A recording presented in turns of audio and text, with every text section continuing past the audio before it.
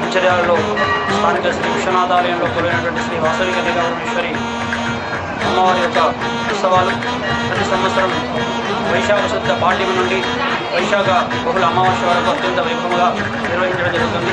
వైశాఖ శుద్ధ దశమి రోజు నాడు అమ్మవారికి జన్మదిన వేడుకలు అత్యంత వైభవంగా నిర్వహించడం జరుగుతుంది.